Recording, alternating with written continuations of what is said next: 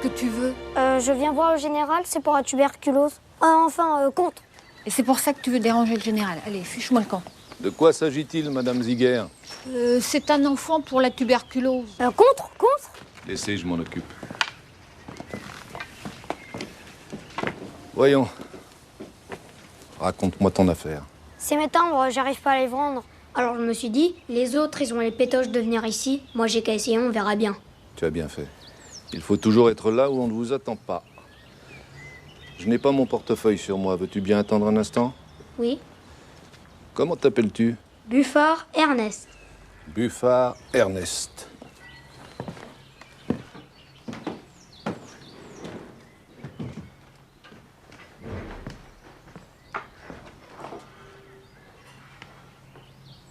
Fameuse quenotte, n'est-ce pas? Sais-tu combien pesait l'animal à qui elle tenait lieu d'incisive? Un catal? Oh. 2? Plus? 60 quintaux. 6 tonnes, oui, mon petit ami. Un éléphant du Cameroun. À peu près semblable à celui dont j'ai ici la statuette. Tiens, disparue la statuette. Je te la montrerai une autre fois. Voyons ces timbres. Combien coûte-t-il? 10 francs. Et le carnet en contient 10? Oui. Voici un billet de 100. Vous me les prenez tous? Ma foi, je crois bien. Merci, mon général. Allez, sauve-toi, Buffard Ernest. Tu vas être en retard pour le déjeuner. J'ai vendu tout mon carnet. J'ai vendu tout mon carnet. J'ai vendu tout mon carnet. À qui parliez-vous, mon ami? Un jeune garçon qui passait par là. Un jeune garçon passé par là? Eh oui, Yvonne, vous semblez étonnée. De temps à autre, il arrive qu'on vienne encore me visiter. À propos, où sont passés les serre-livres qui étaient dans la vitrine? Votre manie de déplacer les objets. Vous voulez parler des éléphants en ivoire? Je ne les ai pas déplacés, je les ai vendus. Vendus? Mais mon ami, comment pensez-vous que nous vivons? Sur votre retraite de général de brigade? Oui, parfaitement. J'ai vendu les serre-livres, cadeau de mon père pour mes 18 ans, les 2 petits vases en albâtre, offerts par ma tante au moment de nos fiançailles, et les petites cuillères en vermeil, dont nous ne servions jamais. Vous avez vendu les petites cuillères en vermeil? Mais enfin, Charles, vous les aviez en horreur. Vous disiez toujours que vous n'aimiez pas les gouttes de sang dans votre café. Et puis, rassurez-vous, tout ça s'est fait très discrètement et l'argent a été bien employé. Du reste, cela faisait une assez jolie somme, et le reliquat nous permettra de tenir jusqu'à l'automne. Charles, ne prenez pas cet air éploré. Vous refusez tout avantage. Vous payez sans discuter la moindre facture jusqu'au dernier centime. Vous ne voulez pas entendre parler de vous faire rembourser le médecin et le pharmacien alors que vous avez donné la sécurité sociale à tous les Français, riches ou Il pauvres. manquerait plus que ça. Un peu de dignité, tout de même. Je ne vous reproche rien. Mais puisque vous m'avez nommé, une fois pour toutes, votre ministre des Finances, laissez-moi combler les trous à ma façon. Dois-je comprendre que vous envisagez de vendre ces vieux vêtements pour faire bouillir la marmite? Cela, je vous préviens, je le refuse absolument. Tranquillisez-vous, ces vêtements sont pour l'abbé Pierre, dont nous avons entendu l'appel à la radio. Madame Poupard en fait la collecte au village. J'irai tantôt l'aider et les trier.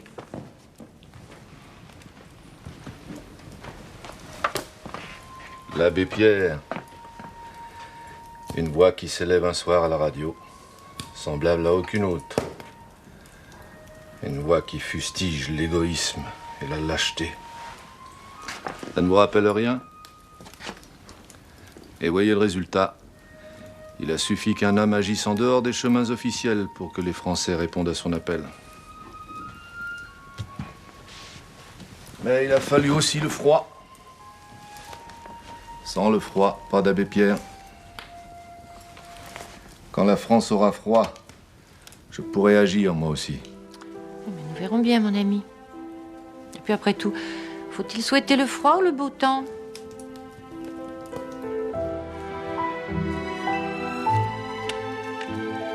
En ce mois de février 1954, le temps semblait s'être arrêté au-dessus de ce petit village de la Haute-Marne où le général vivait dans une extrême solitude.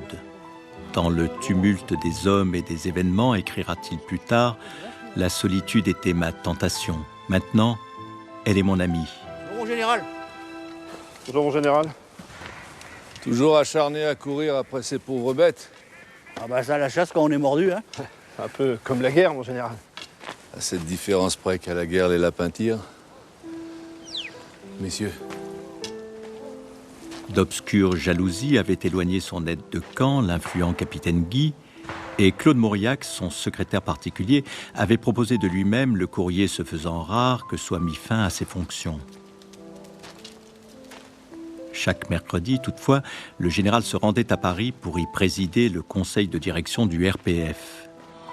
Mais l'enthousiasme des débuts avait cédé la place aux rivalités, aux ambitions et aux calculs.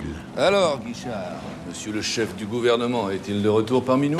Je suppose que vous voulez parler de Jacques Soustelle, mon général. Je ne vois pas qui d'autre que lui est allé traficoter avec monsieur Auriol cet après-midi à l'Élysée. Mais dites-moi, Guichard, comment vais-je devoir m'adresser à lui à présent? Va-t-il falloir que je lui serve du monsieur le président du Conseil ou bien du mon cher président? Soustelle a été appelé en consultation par le président de la République, mon général. Rien de plus. Oh, mais je vous demande pardon. Maintenant qu'il a goûté aux honneurs, monsieur Soustelle va exiger certains égards, certaines prévenances. J'en doute fort, mon général. Eh bien, Guichard, c'est que vous ne connaissez pas les hommes comme je les connais.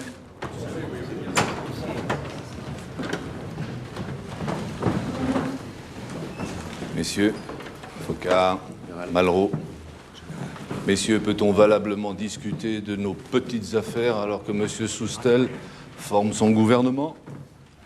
Le destin du pays se joue en ce moment même. Vous ne semblez pas vous en rendre compte. Mon général, vous savez bien qu'Auriol n'a nullement l'intention de nommer Soustelle à la tête du gouvernement.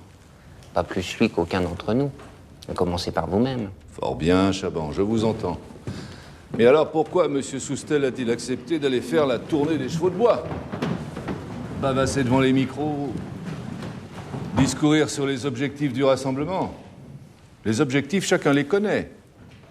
De Gaulle les a définis. À moins que M. Soustelle ait son propre programme. Voilà qui serait intéressant. Je serais curieux de connaître le programme de M. Soustelle. Et moi, là-dedans, qu'est-ce que je deviens? Quel poste, monsieur le chef du gouvernement, m'offrira-t-il? Le sous-secrétariat aux Arts? Les sports? Ou bien peut-être puis-je espérer l'éducation nationale? Serait-il jaloux? Il semblerait. À peine sorti du bureau du président de la République, Jacques Soustelle se précipita au siège du RPF sans imaginer une seconde l'accueil que lui réservait le général. Mes respects, mon général. Je vous prie de bien vouloir excuser mon retard. Vous en connaissez les raisons, n'est-ce pas?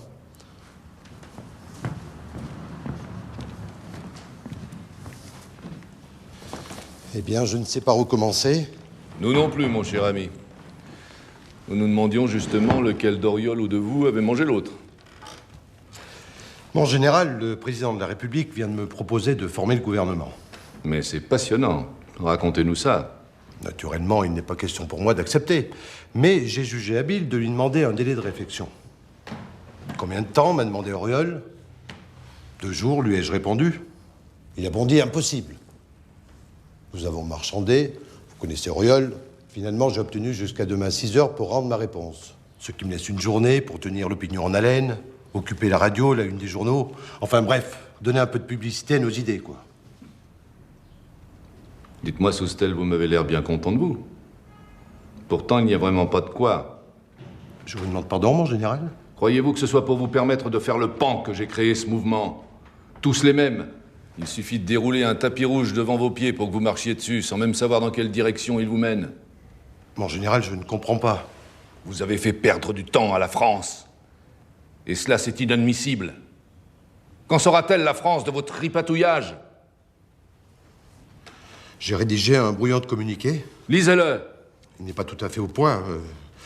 Voyons, les fourrés. C'est pas ça, là. Ah oui, merci.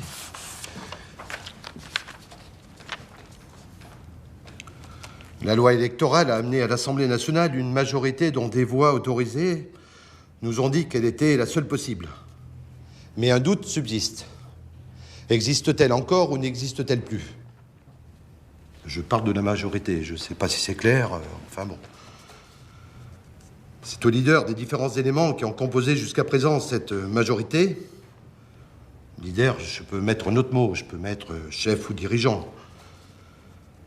C'est aux leaders des différents éléments qui ont composé jusqu'à présent cette majorité qu'il appartient de procéder aux enquêtes et aux épreuves nécessaires. Voilà. Mais c'est idiot. Qu'est-ce que cela signifie?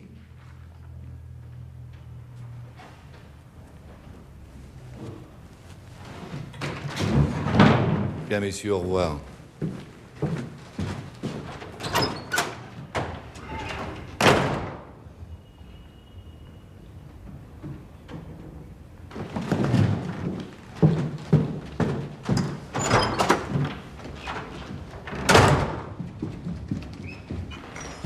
Eh bien, Guichard, vous l'avez vu? Pas fiero, l'animal. Soustelle vous est fidèle, mon général. Sentimentalement, il m'est fidèle. Mais politiquement, il me trahit. Et puis quoi?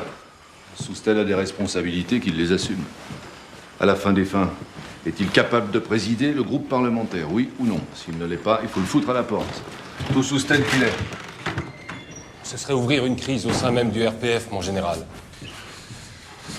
Voulez-vous que je vous dise, Guichard? Vous commencez à m'emmerder, tous autant que vous êtes, avec votre RPF.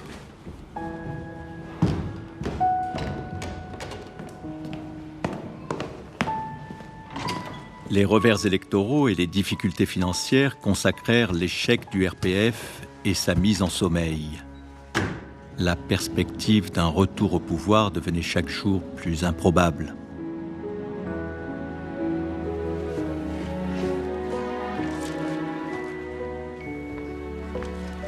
Heureusement, la rédaction de ses mémoires, dont il n'était pas loin d'achever le premier tome, l'occupait quotidiennement.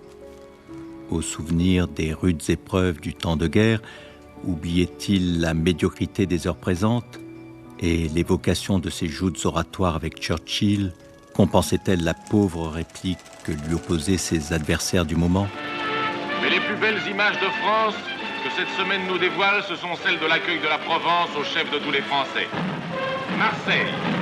Ici, tout de suite, à l'arrivée à la gare Saint-Charles, c'est l'ovation.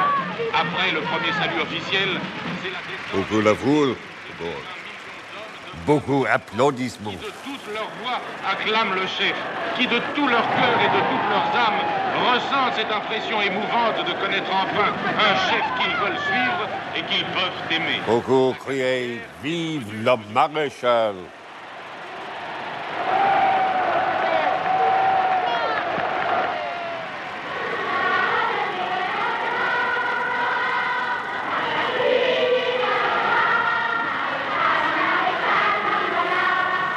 Écoute, De Gaulle.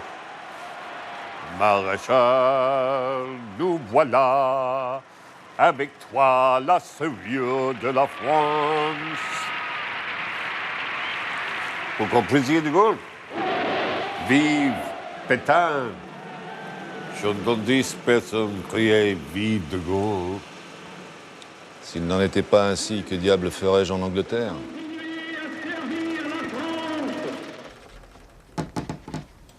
Oui. Pardonnez-moi, Charles, mais je me demande si vous n'avez pas oublié que nous avons des invités pour le déjeuner. Des invités. Je vous prie de m'excuser, cela m'était sorti de l'esprit. De qui s'agit-il? Monsieur Desrémaux et sa femme, les sœurs Fouchard, Monseigneur Boutefeu et nos anciens voisins, les Saint-Hilaire. Mais c'est du Labiche.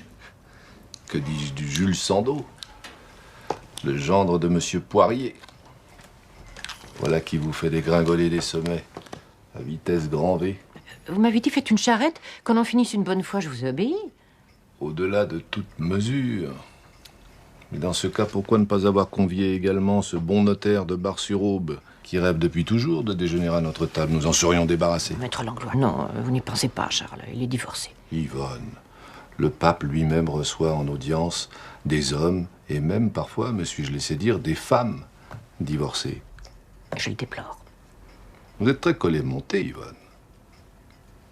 C'est ce qui fait que vous n'avez jamais eu à souffrir de ma conduite. En effet, Yvonne. En effet. Peut-être le regrettez-vous, parfois. Que devrais-je regretter? Trop de mesure, trop de sagesse. Bon, je le sais bien, allez. Je suis un vrai bonnet de nuit. Oh, c'est pas comme ces femmes-là.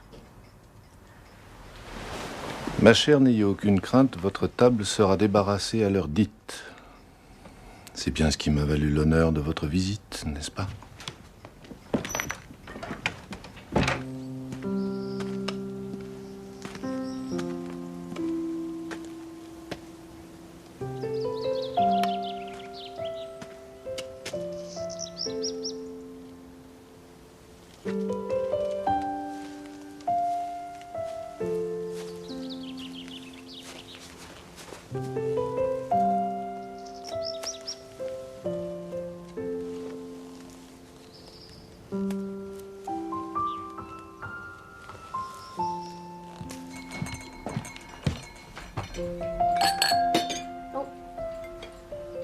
Mais regardez-moi ces coupes, Philomène.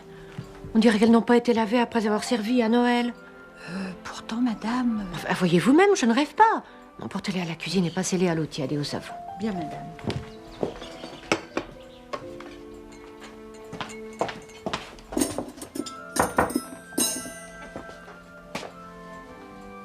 Vous aviez besoin de quelque chose, Charles? Tenez, Yvonne, je vous ai cueilli ces quelques violettes.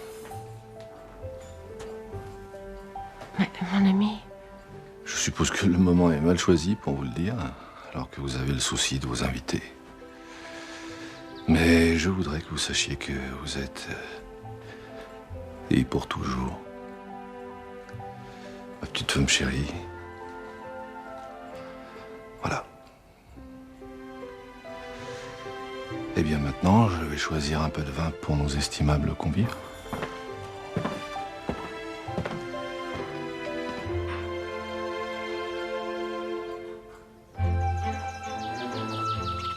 Et puis un jour de ce printemps 54, le général dit à ses proches « Ça y est, j'en ai fini ». Le premier tome des Mémoires de guerre était achevé.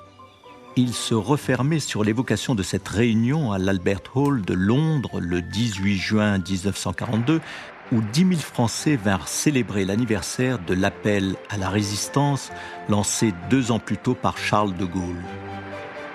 Ce que pensent en France les garçons de mon âge, il y a une petite histoire très courte qui résume bien la situation. Je vais vous la raconter. C'était pendant une leçon d'histoire. Le professeur demande aux élèves: quelle est la devise du maréchal Pétain? Grand silence. Tout à coup, les doigts claquent. Un garçon se lève et dit: honneur et patrie, voici la France libre. Vive la France, vive le général de Gaulle.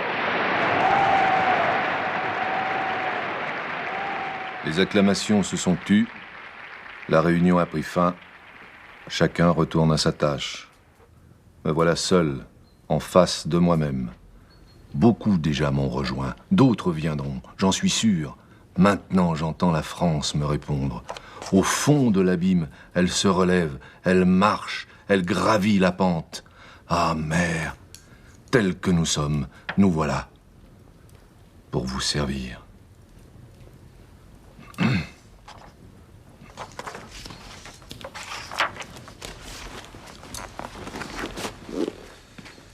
Alors, cher ami, cela vous va-t-il? En général. Est-ce publiable? Après tout, c'est vous l'homme de l'art. Sans doute. Ici ou là, aurais-je aimé... basse curiosité, j'en conviens. Même un zeste d'esprit, comment dire, un midinette. Oui, parfois j'aurais aimé savoir ce que vous éprouviez. Ce que l'homme de Gaulle éprouvait à tel ou tel instant. Face à des épreuves aussi dramatiques, à des choix aussi rudes.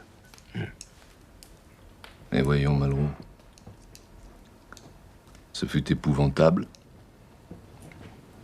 Et j'ajoute que les années que je traite ici, de 1940 à 1942, ne furent pas nécessairement les plus terribles. Car alors, Churchill et Roosevelt ne croyaient pas en moi. Mais dès qu'ils ont compris que j'étais réellement la France, et que rien de valable ne pourrait s'accomplir en dehors de moi, ils m'ont combattu avec acharnement. Oui, cher ami, ce fut épouvantable. Épouvantable. Soldiers and sailors, it is not known whether the French African army will contest our landing. But all resistance by whomever offered, must be destroyed.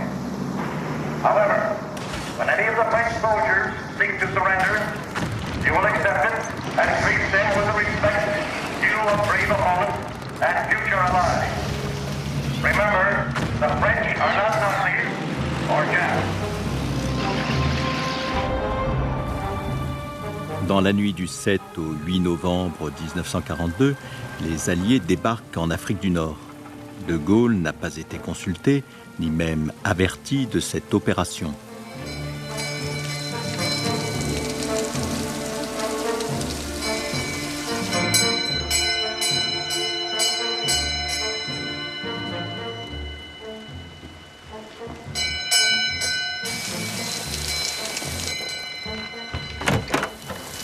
Billotte, qu'est-ce qui vous prend? Vous tenez absolument à me démolir cette sonnette? Mon général, les Alliés ont débarqué en Afrique du Nord. Les premiers soldats américains ont pris pied à Sidi Ferruche cette nuit vers 3 heures. Ils l'ont fait. Sans notre participation, sans notre accord. Sans même avoir la politesse de nous prévenir. Entrez, Billotte, mettez-vous à l'abri, vous allez nous faire un bon rhume. Ils sont entrés chez nous comme des malfrats. Je vais vous dire une bonne chose, Billotte. J'espère que les gens de Vichy vont les jeter à la mer. On ne pénètre pas en France par effraction. Roosevelt refuse. Roosevelt refuse absolument. Je dis, ce n'est pas bon. It's very unfair, pas juste. Mais Roosevelt s'en fichait complètement. Non, non, non, non. Pas question que je mette de Gaulle au courant. Et moi, que veux-tu que je fisse? Allons, depuis des mois, vous cherchez, avec M. Roosevelt, le moyen de contourner de Gaulle. C'est-à-dire, appelons les choses par leur nom. De l'éliminer. N'est-ce pas vous qui avez sorti de votre chapeau le général Giraud? N'est-ce pas l'un de vos sous-marins qui l'a transporté de France à Gibraltar? Je vous assure, de Gaulle, c'est un hasard. Un pur hasard. J'en conclus que le hasard prend ses ordres à Washington. Giraud est un grand soldat. Sans doute. Mais tout de suite après son évasion, Giraud s'est empressé de jurer solennellement au maréchal qu'il n'entreprendrait rien qui puisse contrarier sa politique de collaboration avec l'Allemagne. Alors naturellement, il est permis à tout le monde de changer d'avis. Et même de rompre un serment. Mais reconnaissez que c'est une bien curieuse stratégie de choisir pour servir sa cause un homme qui a formellement approuvé les idées qu'on prétend combattre. De Gaulle, n'obstaclez pas la guerre. Vous avez été avec nous quand le ciel était pluvieux. Vous serez avec nous quand le soleil sera radieux.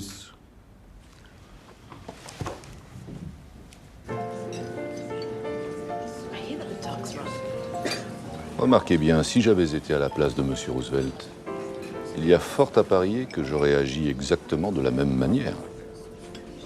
On m'assure qu'il n'est que méfiance et aversion à mon égard. Parfois, je veux bien, mais personne ne me fera croire qu'un homme de cette dimension, à la tête de la première nation de la planète, se laisserait dominer par des considérations aussi dérisoires. Je suis un pion dans son jeu. Lui, il en joue comme il lui plaît.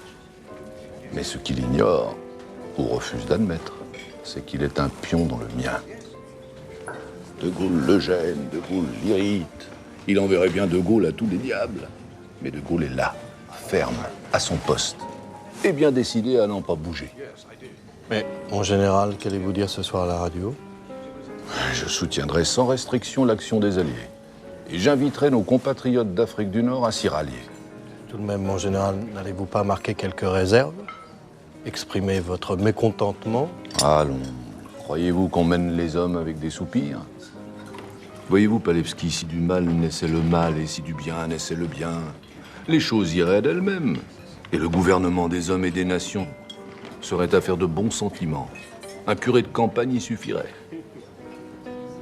Seulement voilà, d'un mal peut naître un bien, et d'une vilainie la belle et bonne issue à ce qui, l'instant d'avant, semblait inextricable.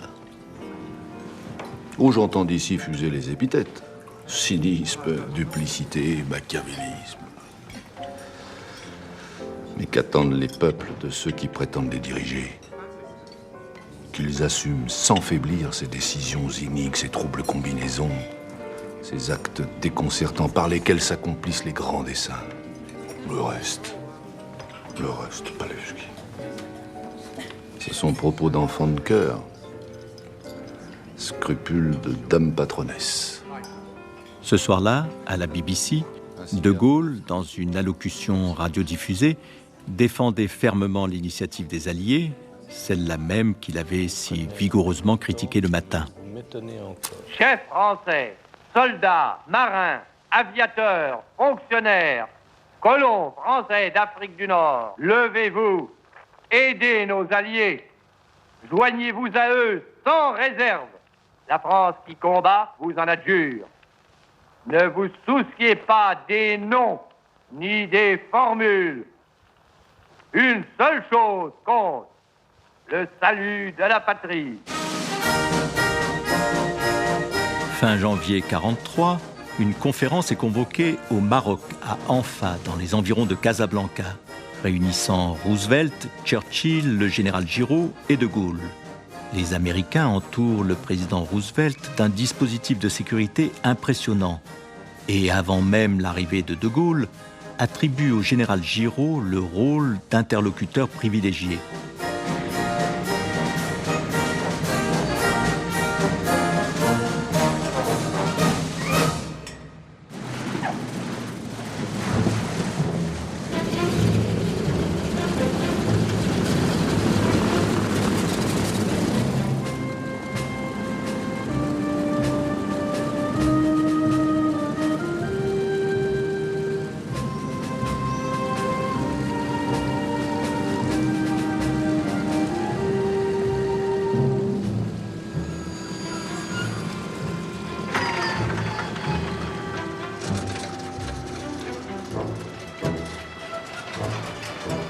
Atterrissant à Casablanca le 22 janvier, le général est accueilli par des personnalités de second plan. Aucune troupe pour rendre les honneurs et le drapeau américain flottant sur un terrain d'aviation situé en territoire français. Mon général, je vous souhaite la bienvenue au Maroc au nom du président des États-Unis. Général, la France est chez elle au Maroc et s'enorgueillit d'accueillir sur son territoire le président des États-Unis. Vous souvenez-vous, mon général, que nous avons été autrefois camarades à l'école de guerre en 1922? William Wilbur. Je m'en souviens parfaitement. Alors comme ça, Wilbur, vous voilà de retour en France. Vous y plaisez-vous? Et vous, monsieur, au nom de qui me souhaitez-vous la bienvenue chez moi?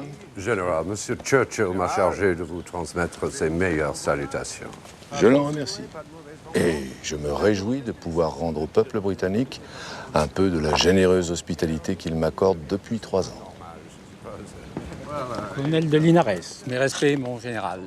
Le général Giraud serait heureux de vous recevoir pour déjeuner à sa résidence, en compagnie de ces messieurs, naturellement. C'est fort aimable de sa part, mais dites-moi, colonel, manque-t-on à ce point de tissu au Maroc qu'il ait fallu récupérer le blanc, le rouge et le bleu de notre drapeau pour en faire un drapeau américain?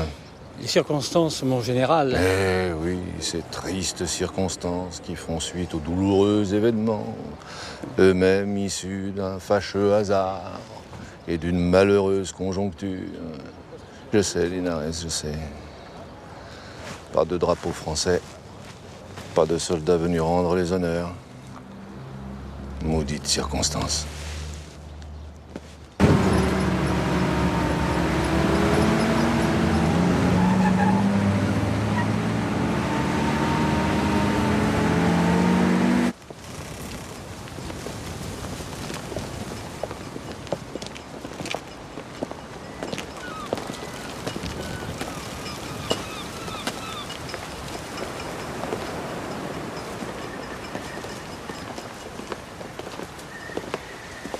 Bonjour, Gaulle. Mes respects, mon général. Messieurs, pendant que ces messieurs font connaissance, nous pourrions nous retirer un instant et procéder à un premier échange de vues. Qu'en pensez-vous, Gaulle? Je suis à votre disposition, mon général. Après vous, Gaulle. Pardonnez-moi, mon général, mais j'aimerais savoir une fois pour toutes comment vous m'appelez. Comment je vous appelle? Mais parbleu, je vous appelle Gaulle. Gaulle. L'usage que je sache est de dire La Rochefoucauld ou Bourbon-Parme, et non point de La Rochefoucauld ou de Bourbon-Parme. Sans doute, mon général, mais vous savez, ma famille est de bien petite noblesse, et à tout prendre, je préfère que vous m'appeliez de Gaulle, puisqu'aussi bien c'est mon nom. Que diriez-vous, mon général, si je vous appelais Ro? Je n'aimerais pas du tout cela. Au fait, pourquoi Ro? Décidément, vous n'avez pas les idées de tout le monde, de Gaulle. En tout cas, pas les vôtres, mon général. Comment? Je vous ai proposé 4 fois de nous voir, et c'est dans cette enceinte, gardée par des soldats étrangers, quasiment captifs, qu'il me faut vous rencontrer? Que voulez-vous? Je n'ai pas pu faire autrement. Voilà. Et puis de Gaulle, c'est la guerre. Nous avons été vaincus, n'oubliez pas. Alors maintenant, il faut songer à sortir de la panade coûte que coûte. J'y songe, mon général. J'y songe depuis juin 40. Oui, je vous aurais bien rejoint alors, mais... Voilà, je n'étais pas libre. Ayant été fait prisonnier au début des opérations, le 19 mai, 25 mois de captivité. Vous avez entendu parler de mon évasion? Je vous raconterai. Oui, c'est assez... assez poilant. Allons, de Gaulle. Nous sommes soldats l'un et l'autre. Et en tant que soldats, nous trouvons toujours le moyen de nous entendre. Non. Voyez-vous, moi, je ne fais pas de politique. Je n'écoute jamais personne qui prétende m'exposer une opinion, une théorie. Je ne lis aucun journal, je n'ouvre jamais la radio. Alors, vous voyez bien, il n'est pas difficile d'être d'accord avec moi, puisque je le suis avec tout le monde. Y compris avec le maréchal Pétain. Pétain a évité le pire. Voilà mon opinion. Il a épargné à la France des souffrances inutiles. Il a composé habilement avec l'ennemi sans jamais faillir à l'honneur. La bourrasque passée, les passions apaisées, le pays lui en sera reconnaissant. Je vous en fiche mon billet. Le reste, c'est de la politique que je vous l'ai dit, je ne fais pas de politique. Si je vous comprends bien, mon général, votre fidélité au maréchal, fidélité dont je n'approuve, est-il besoin de le préciser? Ni les attendus, ni les conséquences ne vous détournent pas du combat pour la libération de notre pays. Mais voyons, de Gaulle, ça, c'est pas de la politique. Nous délogerons les boches de la France et de l'Empire avec le soutien de nos alliés américains en qui j'ai toute confiance. D'ailleurs, la question de Pétain, j'ai été bien aise de le constater, tout à fait secondaire aux yeux de M. Roosevelt. Je dirais même qu'il demande qu'à s'entendre avec le maréchal. Il m'avait semblé comprendre cela, en effet. Somme toute, que proposez-vous, mon général? Eh bien, voyez-vous, je pense à une sorte de triumvirat. Oui, quelque chose dans ce goût-là. Je serai premier consul, vous second. Naturellement, il conviendrait de vous nommer général d'armée pour qu'il y ait équivalence, n'est-ce pas? Quid du 3e consul? M. Churchill semble tenir à son VMI, le général George. Ma foi, pourquoi pas? Si ça peut lui faire plaisir, je ne vois pas d'inconvénient. Quant au président Roosevelt, il est tout à fait enchanté par cette formule. D'autant plus enchanté qu'il en a eu l'idée.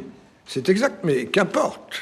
Si je demande l'heure à M. Roosevelt et qu'il me dit qu'il est midi, je ne vais tout de même pas le contester sous prétexte que c'est lui qui l'affirme. Et le peuple dans tout cela? Le peuple? Quel peuple? Bonaparte, premier consul, avait l'approbation, pour ainsi dire, unanime du peuple. Il avait remporté de grandes victoires, conquis de vastes provinces.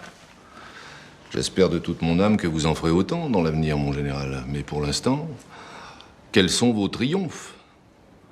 D'où tiendrez-vous cette adhésion populaire sans laquelle il n'est pas de gouvernement qui vaille? Je vous vois venir, de Gaulle. Vous cherchez à m'entraîner sur le terrain politique, mais vous ne m'aurez pas.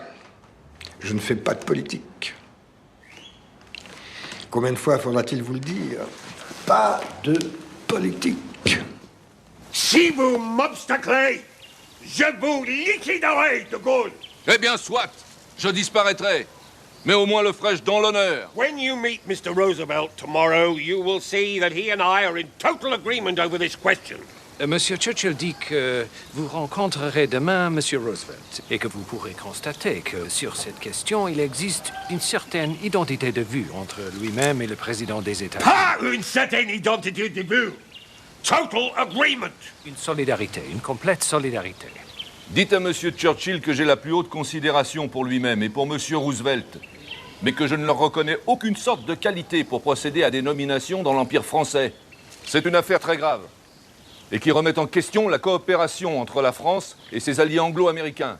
Entre le général de Gaulle et ses alliés anglo-américains. I am France. Non! Vous dites que vous êtes la France? Vous n'êtes pas la France! Je ne vous reconnaîtrai pas comme la France! Si je ne suis pas la France, pourquoi discutez-vous avec moi? If I'm not France, why are you arguing with me? In politics, one has to give the general public drama. Le lendemain, l'entretien entre De Gaulle et le président Roosevelt se déroula dans une atmosphère de cordialité factice, le président américain s'adressant au général français avec cette prudence bienveillante qu'on réserve généralement aux jeunes enfants ou aux personnes mentalement fragiles. La nouvelle de votre rencontre avec le général Giraud, au sein d'une conférence où je me trouve, ainsi que Churchill, produirait tout son effet dramatique s'il était accompagné d'un communiqué commun des chefs français. Il y aura un communiqué, Monsieur le Président, je vous en donne ma parole. Mais ce communiqué ne saurait être le vôtre. Of course, De Gaulle. I understand that you won't wish to write your own speech. Selon le témoignage d'un proche conseiller de Roosevelt, la méfiance des Américains envers De Gaulle était telle qu'ils avaient pris la précaution de disposer des hommes en armes tout autour du salon, redoutant apparemment que le Français, dans un geste de folie meurtrière, ne se jetât sur leur président. Would you at least be willing to be photographed next to the British Prime Minister and myself, with General Giraud? Accepteriez-vous tout au moins d'être photographié à mes côtés et aux côtés du Premier ministre britannique, en même temps que le général Giraud? Bien volontiers, j'ai beaucoup d'estime pour ce grand soldat. Of course, I have a lot of great esteem for this great soldier. Would you be willing to shake General Giraud's hand in our presence, in front of the camera? Iriez-vous jusqu'à serrer la main du général Giraud en notre présence et devant l'objectif? I shall do that for you. How could you ever say that you do not speak English? On expédia d'Alger par avion une cohorte de journalistes, de photographes et de caméramens. On installa 4 fauteuils dans le jardin et la comédie débuta. Churchill, dans ses mémoires, écrit qu'on ne peut regarder sans rire les images qui fixent cet événement, même en le replaçant dans le cadre de cette époque tragique. Roosevelt aux anges, Churchill grognon, De Gaulle affichant un ennui étudié, Giraud ayant l'air de dire « Ne vous dérangez pas pour moi, je ne fais que passer ». Oui, ces images prêtent à rire, à moins qu'elles ne suscitent la perplexité et la gêne. Que voulez-vous? Roosevelt était convaincu que la France était durablement passée au rang de puissance secondaire. Dès lors, pourquoi se préoccuper de l'opinion des Français? Les nations, leur histoire, leurs frontières, ils s'en souciaient comme d'une guigne. Il y avait beaucoup plus de différence à ses yeux entre le Maryland et le Wisconsin qu'entre la France et l'Allemagne. Vous savez, Roosevelt avait de grands projets pour l'Europe. Tailler dans les États, les rabouter à sa façon ne l'aurait pas gêné un instant, si nous l'avions laissé faire. Par exemple, je sais de façon certaine qu'il envisageait la création d'un pays de son invention, baptisé la Wallonie, constitué par la Belgique francophone, le Luxembourg, l'Alsace-Lorraine, et un gros bout, du nord de la France. Voilà pourquoi il a si longtemps refusé de me reconnaître. Car s'il l'avait fait, c'est bel et bien la France qu'il aurait reconnu. Et cela n'entrait pas dans ses buts. Oh, mais pas du tout.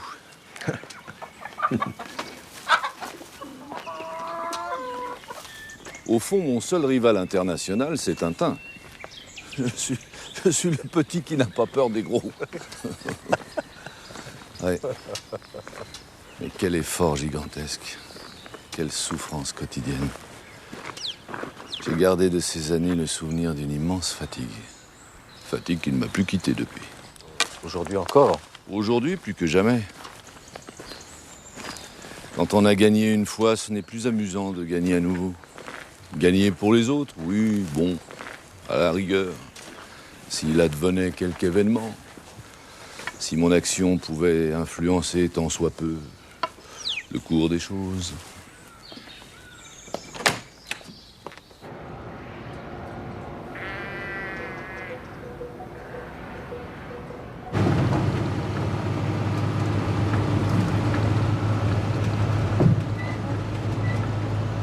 Tu vas où comme ça? À Tifelfel. Qu'est-ce que tu vas faire à Tifelfel? Je suis le nouvel instituteur. Et ils t'ont envoyé à Tifelfel tes chefs. Tu avais fait une bêtise. Non, c'est moi qui ai demandé à enseigner dans le bled. Et comme personne voulait y aller... Bien sûr, personne ne voulait aller à Tifelfel. À Tifelfel, il n'y a que des chèvres. Des chèvres et des ânes. C'est pas les ânes qui manquent à Tifelfel. Tu pourras toujours leur apprendre à lire.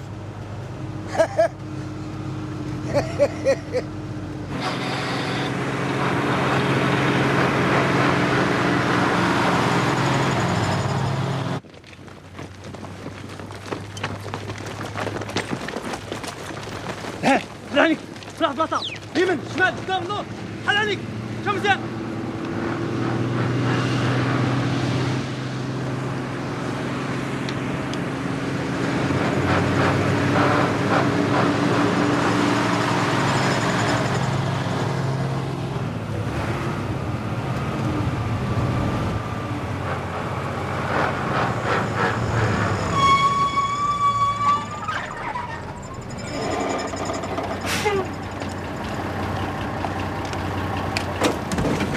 خليك بلاصتك ما خفتيش خليك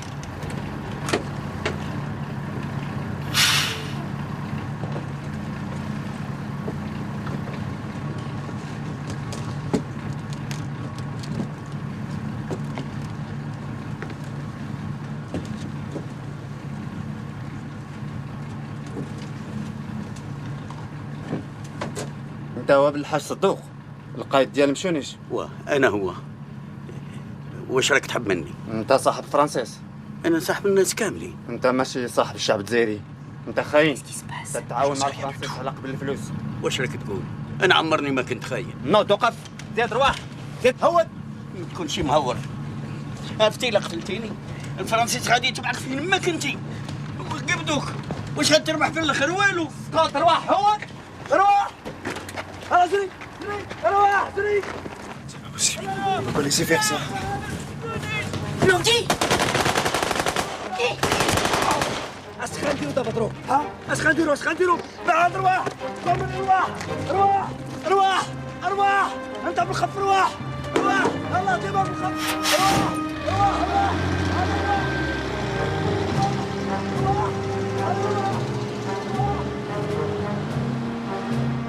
Ce jour-là, 30 attentats eurent lieu simultanément sur tout le territoire algérien, faisant 8 morts et 4 blessés.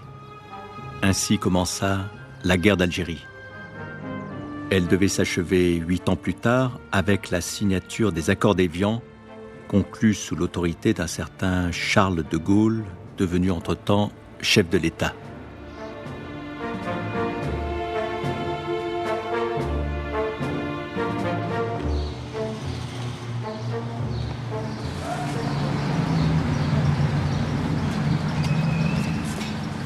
Bonjour, mon général. Bonjour, Guichard.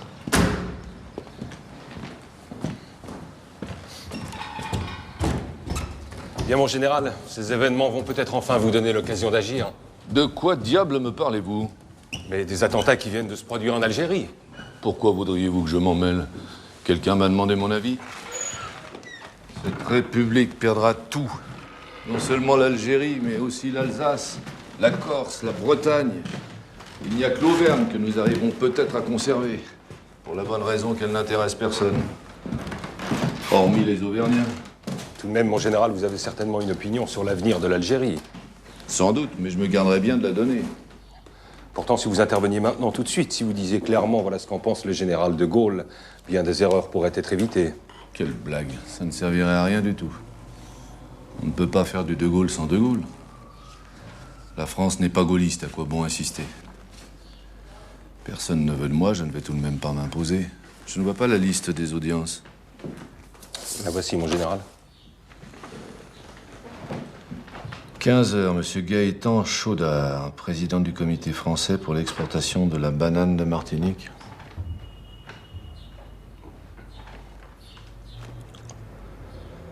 « 16h15, Monsieur Léon Plumet, animateur d'une association d'entraide mutuelle au Puy-en-Velay. » Quelquefois, Guichard, je me demande où vous allez chercher tous ces gens.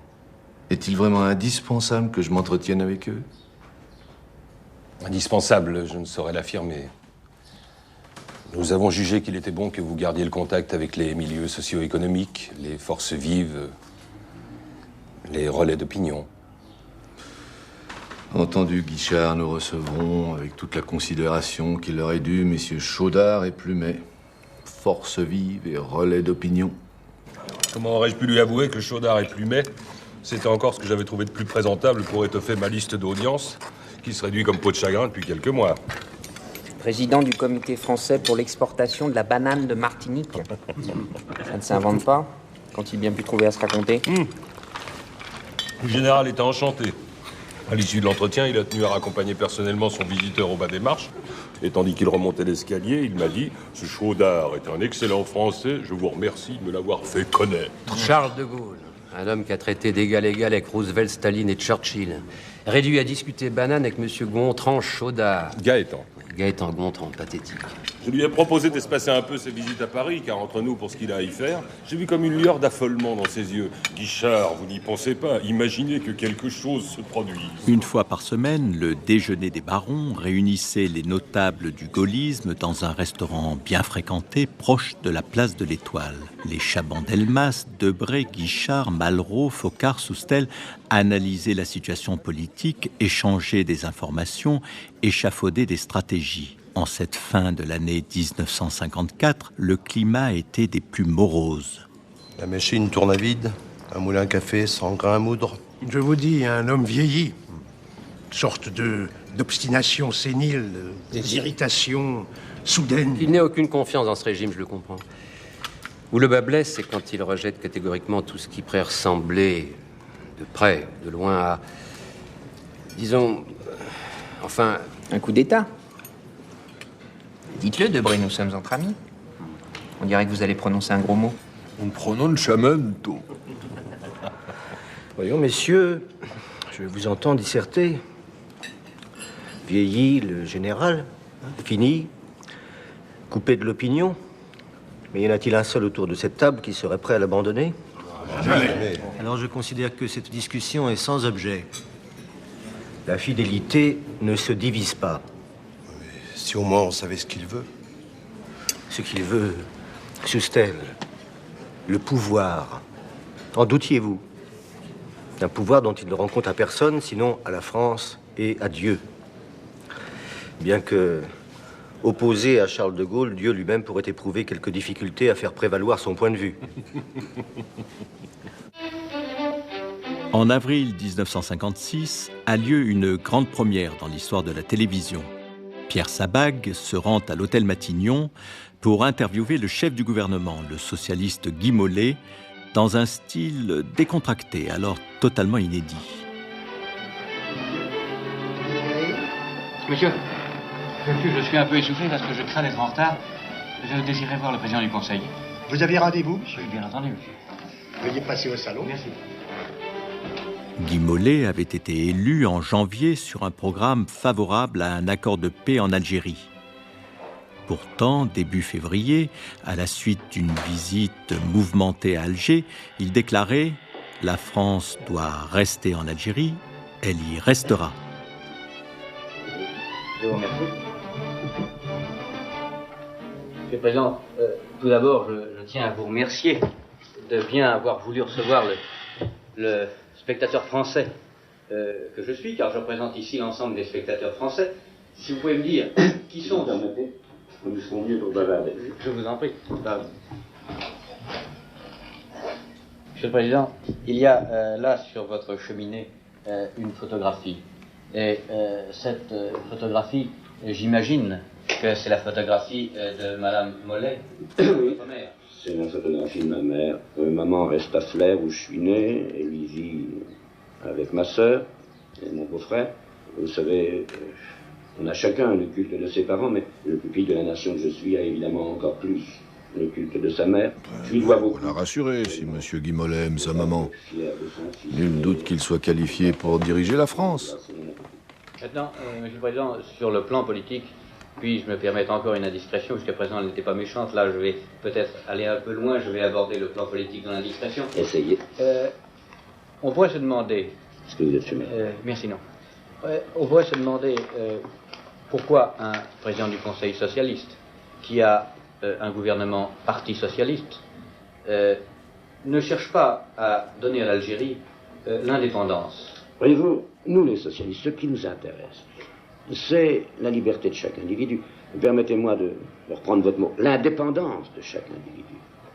Et nous n'avons pas l'impression que si l'on donne l'indépendance à tels féodaux, qui vont ensuite rendre dépendants les individus sous leurs ordres, nous aurons travaillé pour l'indépendance des individus.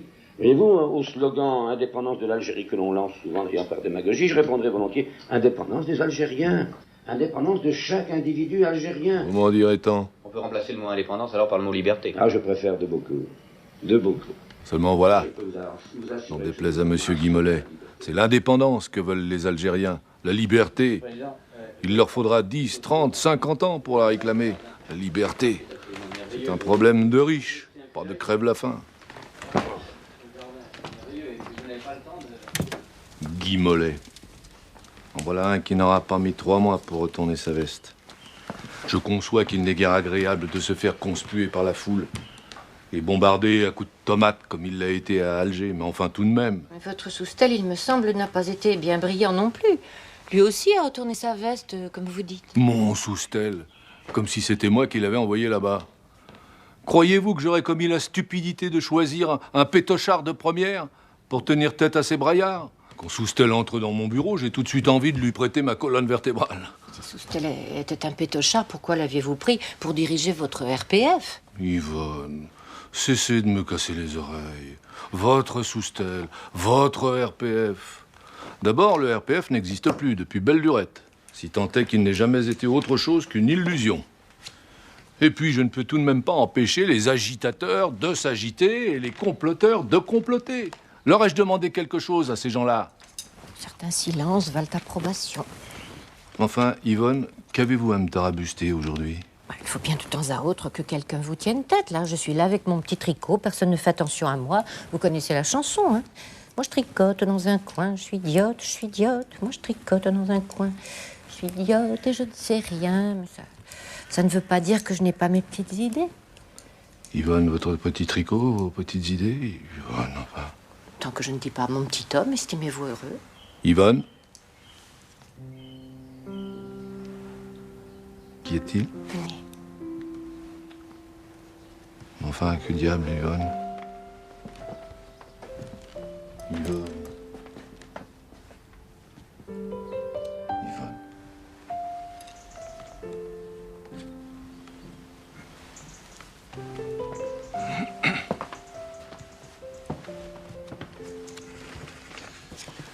L'Algérie est une boîte à scorpions. Je les connais, moi, ces pieds noirs. Des zigotos, des matamors. Avec 3 mots bien creux et 2 verres d'anisette, on les met dans sa poche. Mes antennes m'avertissent. Il ne se passera plus longtemps avant qu'on vienne me chercher. Baptisée pacification ou maintien de l'ordre, la guerre s'intensifie en Algérie. Bientôt, ce sont 400 000 hommes qui sont mobilisés sur le terrain. Le conflit s'enlise, la France, mise en accusation devant l'ONU, voit sa position internationale s'affaiblir. Il ne faut pas tuer les hirondelles. En novembre 1957, un radical, Félix Gaillard, prend la tête du gouvernement. Jacques Chaban-Delmas devient ministre de la Défense nationale. Avec prudence et minutie, ce baron gaulliste, et non des moindres, va exploiter habilement les avantages que lui procure sa fonction pour hâter le retour au pouvoir du général. C'est ainsi que, quelques semaines plus tard, Léon Delbecq, fidèle parmi les fidèles, excellent organisateur, se retrouve dans le bureau du nouveau ministre et se voit confier une mission dont il va s'acquitter au-delà de toute espérance.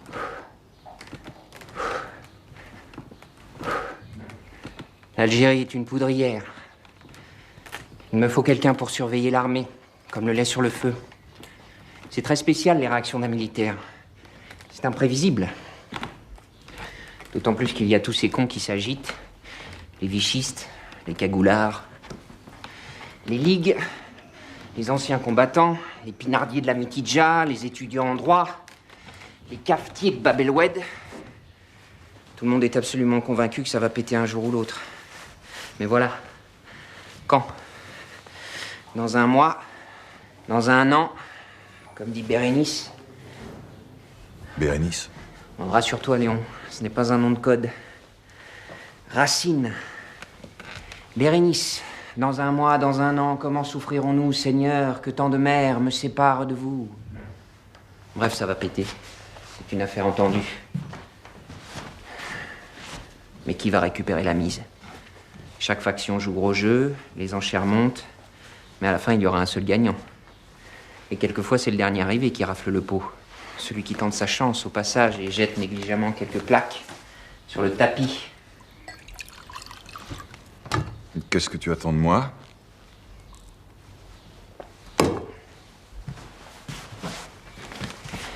Tu vas créer à Alger une antenne de la défense nationale chargée officiellement de me renseigner sur l'état de l'opinion. Tu prendras contact avec tout ce qui s'agite là-bas. Les plus honnêtes, il y en a. Les plus crapuleux, il ne manque pas. Et les jobards, qui sont la majorité. Tu passeras des alliances tactiques, tu négocieras des compromis, tu exciteras les rivalités, tu neutraliseras les ambitieux et tu favoriseras les médiocres. Enfin quoi, Léon, tu feras de la politique. Et comme chacun s'agite et s'égosille, mais que personne n'est capable d'aligner deux idées à la file, tel que je te connais, tu auras vite fait de rouler tout ce petit monde dans la farine.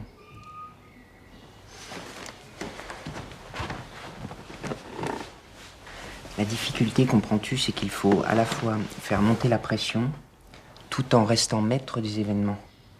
Préparer l'explosion, mais garder le doigt sur le bouton et empêcher quiconque de s'en approcher. Exciter, calmer.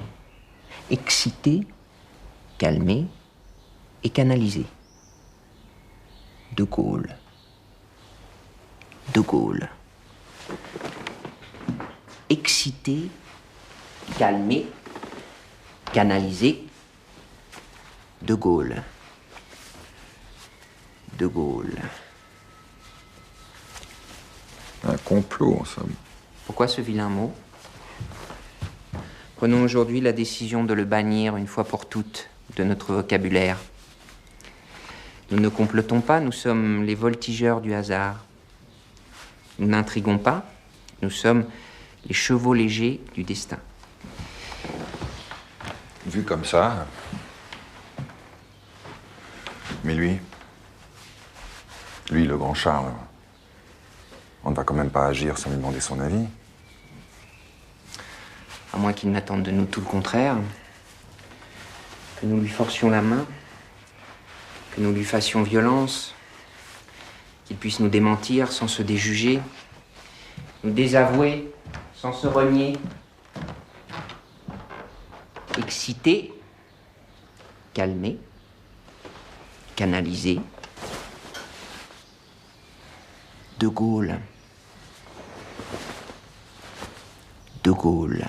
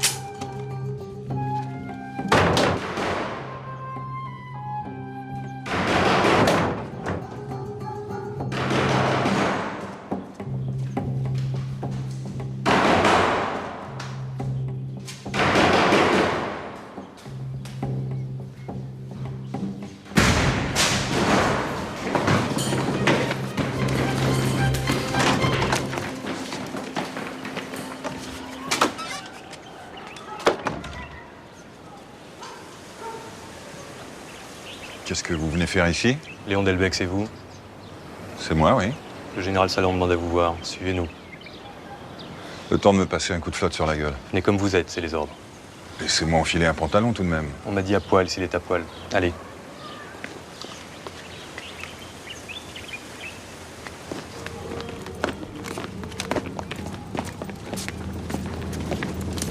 Allez, hop!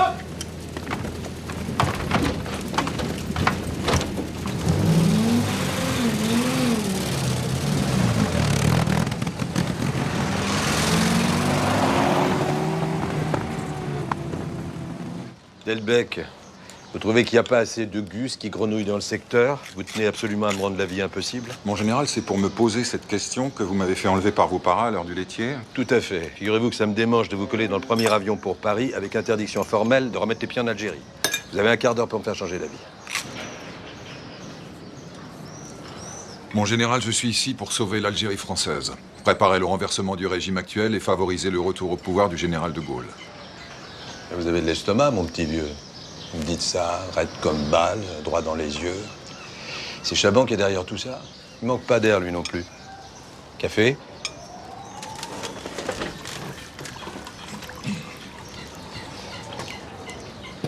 Le général Jouot est un pied noir.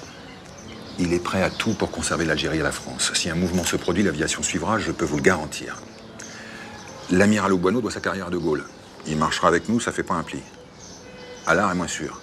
Mais il a dans son état-major beaucoup d'officiers de valeur, Massu, Tomaso, qui n'attendent qu'un ordre pour passer à l'action. À vrai dire, il ne manque plus qu'une seule réponse, mais elle est décisive. Laquelle?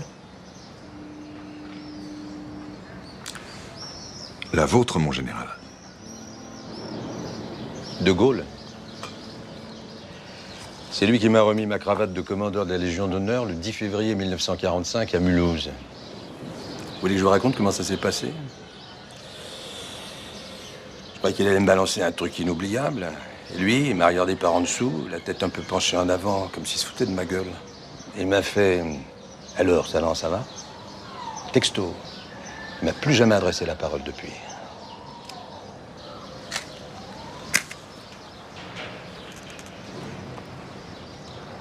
Maintenant, Delbecq, si vous voulez que je vous dise que De Gaulle est le seul qui puisse nous tirer de ce merdier, eh bien, je vous le dis. En général, c'est sensationnel. C'est même inespéré. Avec votre appui, dans 6 mois, De Gaulle est à l'Élysée, ça fait pas un pli. Doucement, vous emballez pas. Je risque la haute cour, moi. S'il y avait un coup de gros temps, bon, on verra faire le nécessaire avec les moyens du bord. M'en demandez pas plus. Je m'en contente largement. Je vais vous faire accompagner. Je crois que je préfère entrer par mes propres moyens. De vrais tas de cul, ces jeeps. Encore une chose avant de vous sauver. Moi, je ne suis qu'un sous-fifre dans l'histoire. Le tambour-major, c'est De Gaulle. Qu'est-ce qu'il en pense, lui, de tout ce barouf? Ça lui dit tant que ça de reprendre du service? Mais bien entendu, mon général, il est à fond pour. Est-ce que vous lui avez posé la question? Personnellement? Non, mon général, personnellement, non. Faites-le sans tarder, conseil d'amis. Et rappliquez pour me donner la réponse.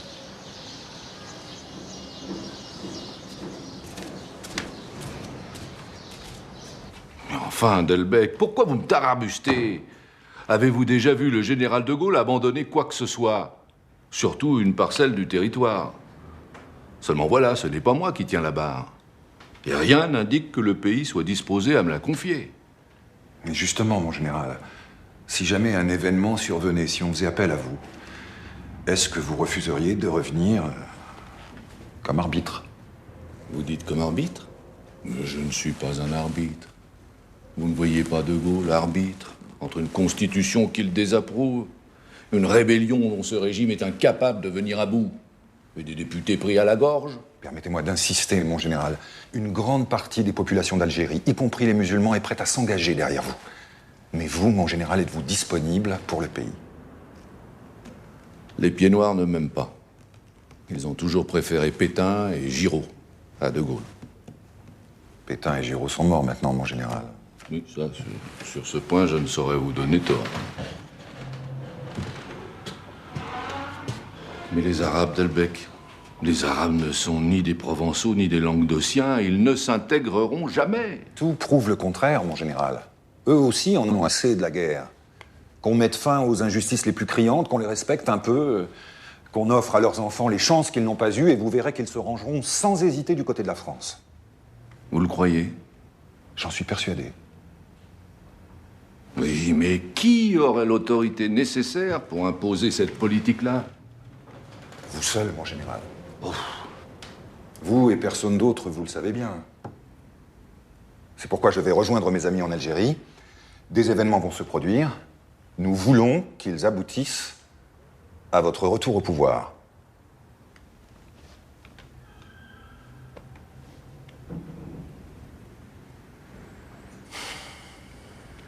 Eh bien. Faites à votre idée, Delbecq. Et faites attention tout de même. Si vous poussiez trop loin, vous risqueriez de vous retrouver au Niouf.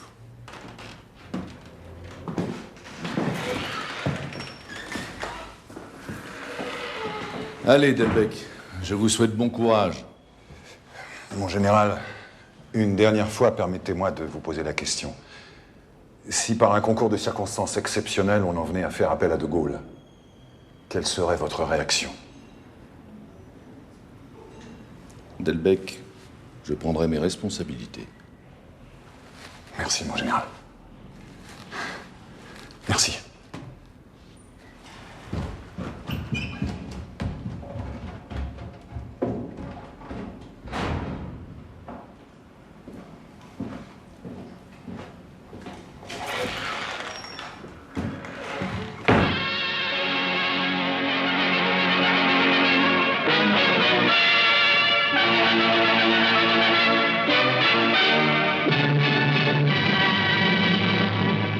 Les problèmes d'Afrique du Nord ont provoqué la chute du gouvernement de M. Félix Gaillard, le 24e de la 4e République. Aussitôt connu le vote de l'Assemblée, M. Félix Gaillard a remis sa démission au président Coty, qui commença ses consultations en vue de dénouer la crise. Les leaders politiques s'accordent à souligner la gravité de la situation, particulièrement sur les problèmes de l'Afrique du Nord.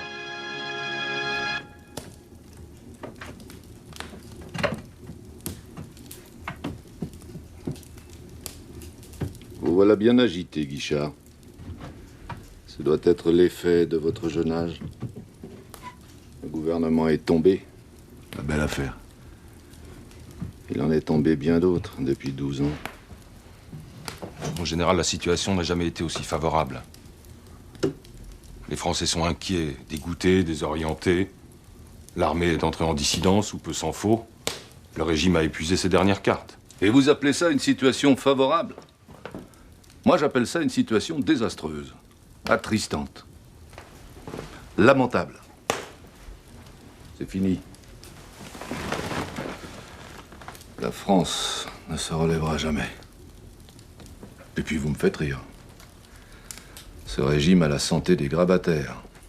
Et je serais bien étonné qu'il ne restât plus un radical pour former un gouvernement. Ou bien Soustelle. Tenez, Soustelle, qui se prend pour Marc Aurèle depuis que 3 imbéciles ont crié « Vive Soustelle » dans les rues d'Alger. Et Debré, qui rêve d'envoyer la moitié de la France à la guillotine et de jeter l'autre en prison. Ou bien Chaban, ce fumiste, qui croit qu'on peut gouverner un pays entre 2 parties de tennis. Quoi, je vous vois branler du chef comme une vieille bigote. Un jour de fête Dieu, vous me trouvez injuste? Vous trouvez que je pousse un peu trop loin le bouchon? Allons. Vous savez bien que j'ai raison. Les hommes, vous savez. Les hommes sont de sales bêtes. Enfin, mon général, il ne s'agit ni de Soustelle, ni de Debré, ni de Chaban. Oui, nous ressentons une certaine impatience, c'est vrai, nous sommes pressés d'en finir avec ce régime. Et vers qui voudriez-vous que nous nous tournions, sinon vers vous, qui incarnez l'espérance? Guichard, gardez la tête froide. Pour l'instant, de quoi s'agit-il? D'une crise ministérielle. Laissez le président de la République faire son travail. Et nous verrons bien. Si les événements devaient se précipiter, mon général, il faudrait réagir très vite. Mais fichez-moi la paix, à la fin. Je n'ai rien demandé à personne. Après tout, j'ai bien le droit de me reposer un peu. Pourquoi devrais-je être à la disposition de ces braillards d'Alger? Voilà-t-il pas qu'ils se souviennent de Gaulle maintenant? Eh bien, ils n'avaient qu'à y penser plus tôt. Il fait bien chaud dans cette pièce, mon général. Vous trouvez? Moi, j'ai toujours froid. Mon général, il va falloir que je regagne Paris. Ah oui. Très bien. Très bien, très bien. Après tout, vous connaissez le chemin, vous ne m'en voudrez pas si je ne vous reconduis pas? Mais non, mon général. Au revoir, Guichard. Je vais poursuivre ma lecture. Ce Druon considère l'histoire de France par le petit bout de la lorgnette. Mais qui sait? Ce n'est peut-être pas la plus mauvaise manière de voir les choses. Au revoir, Guichard.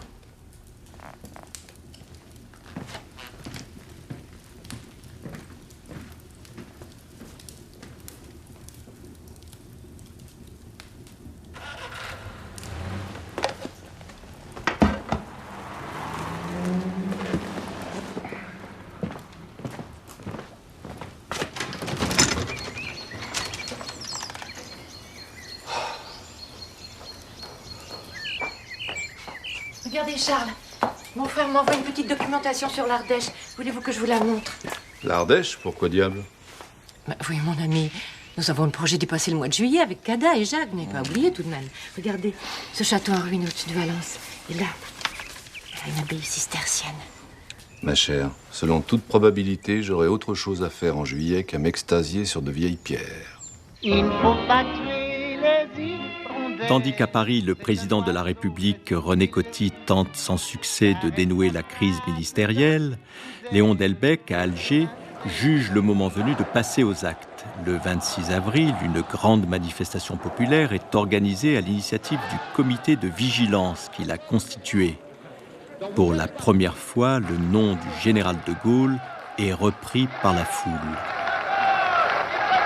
Quelques jours plus tard, à Paris, un émissaire du président Coty rencontre discrètement Olivier Guichard et le colonel de Bonneval, aide de camp du général.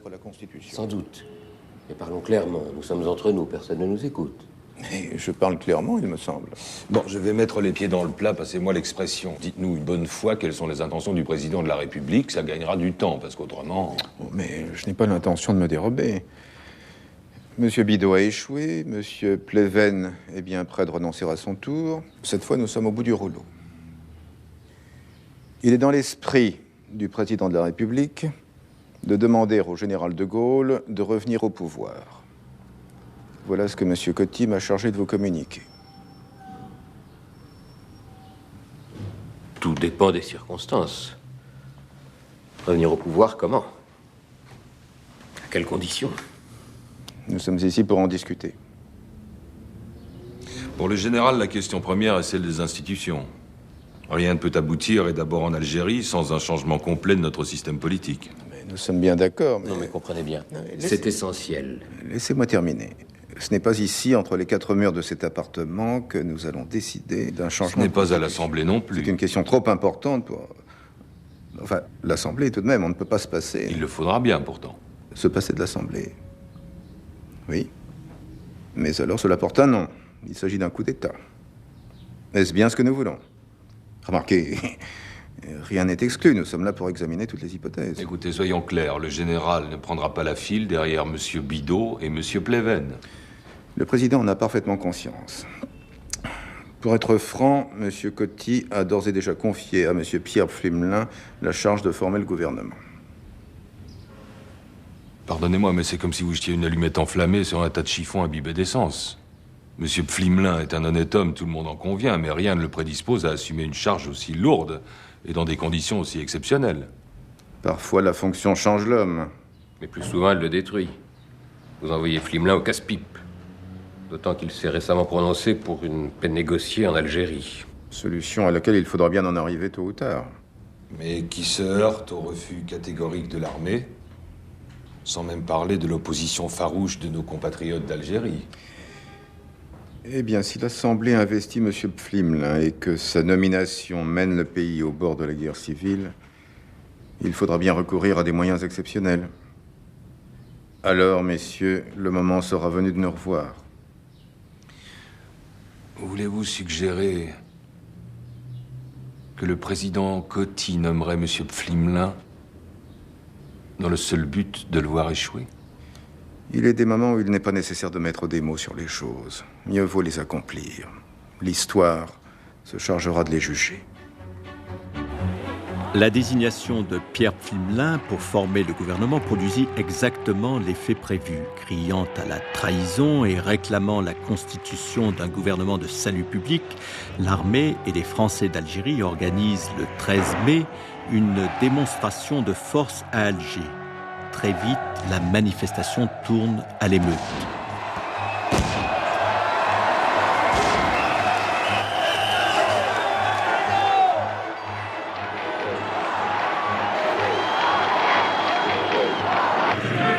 Dans la soirée, un comité de salut public est constitué avec l'accord du général Salan.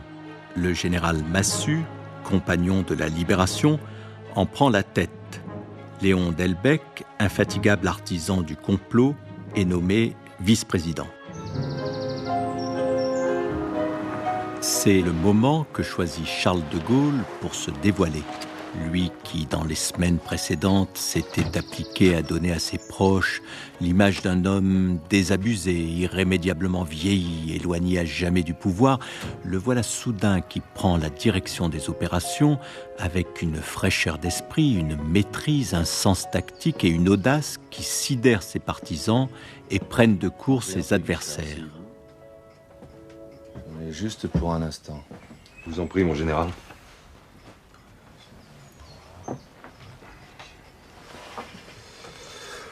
Allons, ça devrait aller.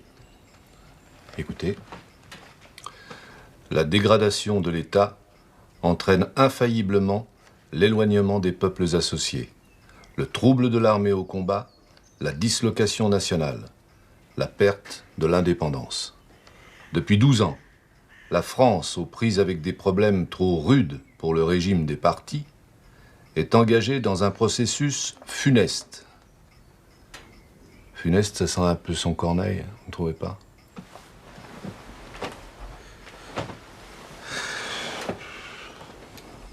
Votre amour à ce prix n'est qu'un présent funeste qui porte à votre amant sa perte manifeste.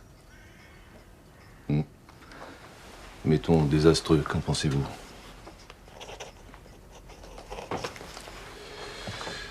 Depuis 12 ans, la France aux prises avec des problèmes, etc., est engagée dans un processus désastreux.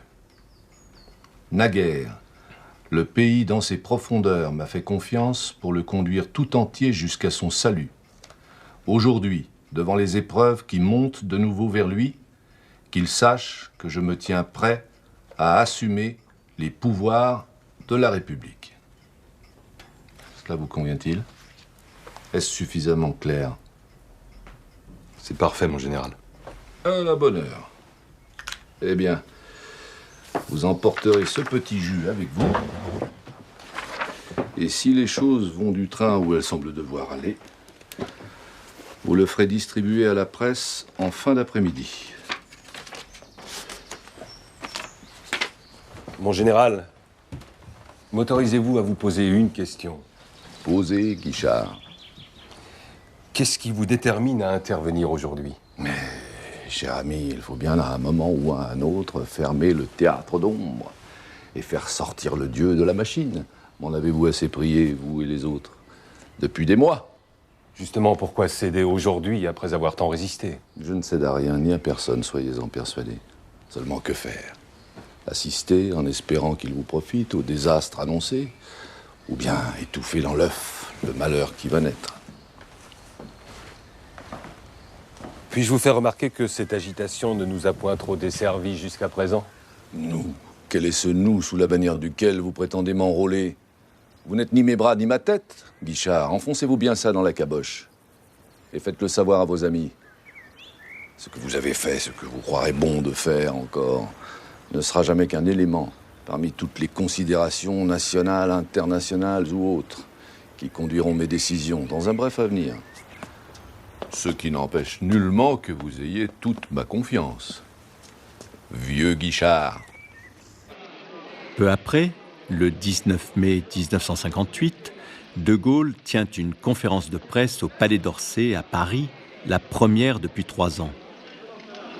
Mesdames, Messieurs, ce qui se passe en ce moment en Algérie par rapport à la métropole et dans la métropole par rapport à l'Algérie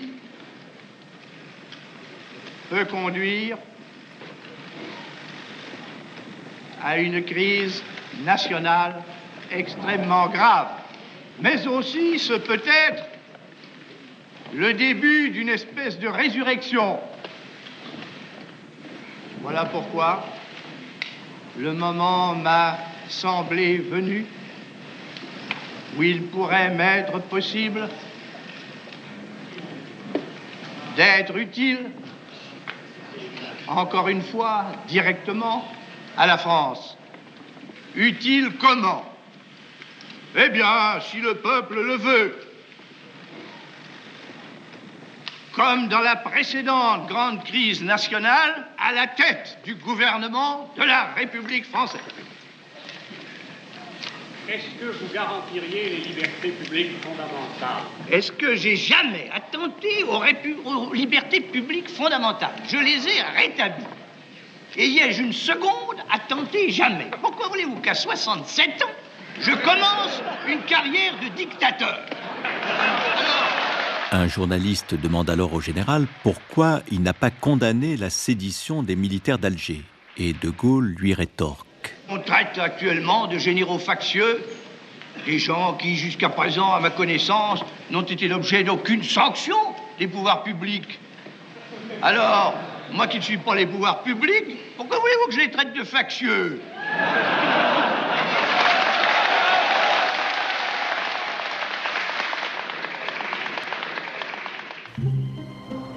Quelques jours plus tard, dans la nuit, le chef du gouvernement, M. Pierre Fimelin, tassé dans la petite 4 chevaux Renault de son chef de cabinet, se rend clandestinement au rendez-vous que lui a fixé le général de Gaulle dans la résidence du conservateur du parc de Saint-Cloud.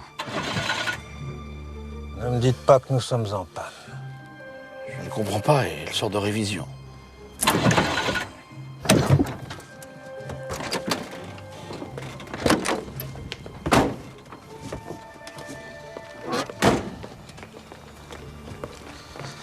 Mardins Gott Marsins.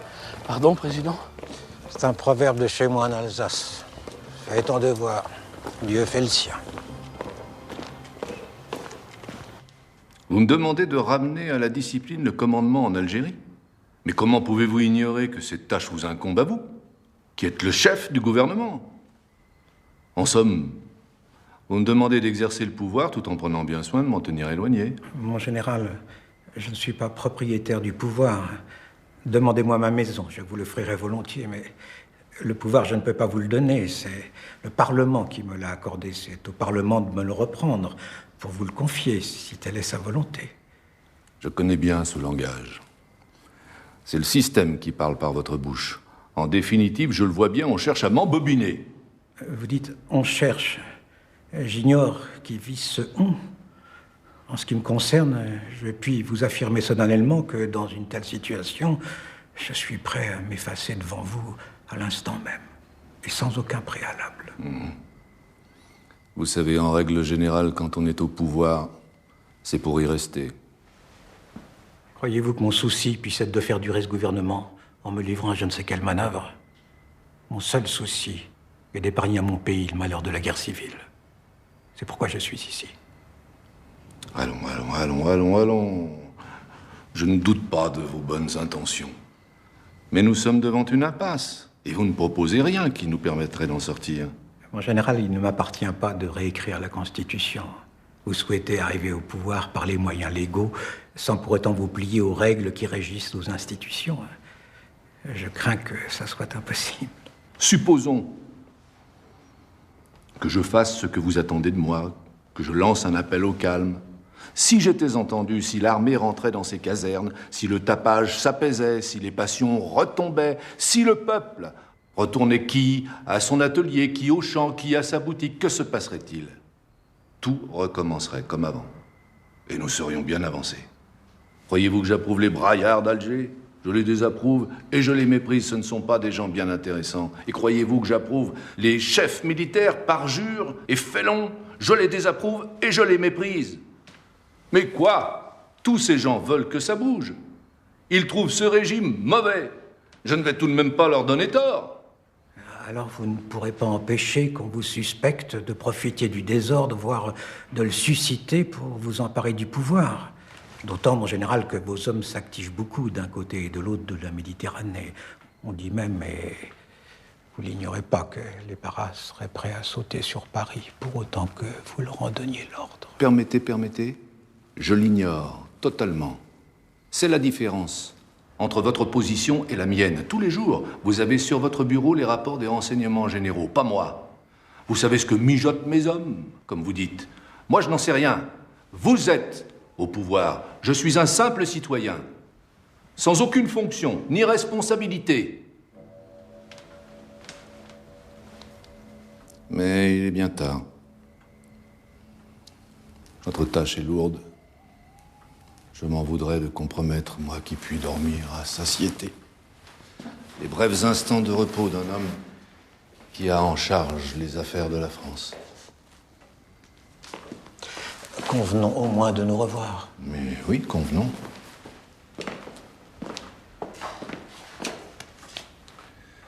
Sachez quoi qu'il arrive, que je vous respecte et que je vous estime.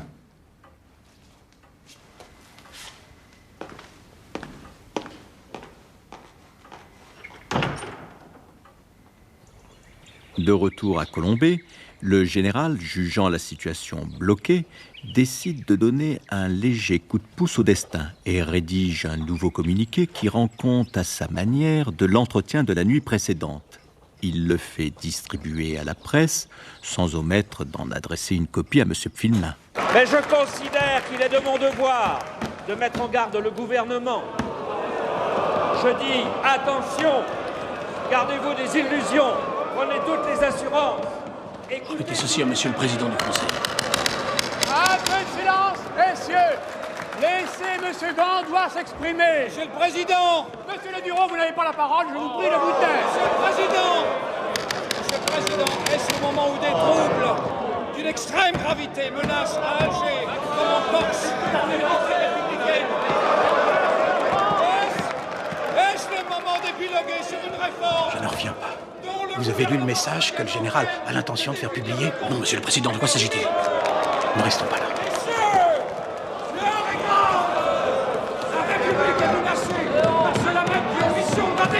C'est invraisemblable. Écoutez, j'ai entamé hier le processus régulier nécessaire à l'établissement d'un gouvernement républicain capable d'assurer l'unité et l'indépendance du pays. Je compte que ce processus va se poursuivre et que le pays fera voir par son calme et sa dignité qu'il souhaite le voir aboutir.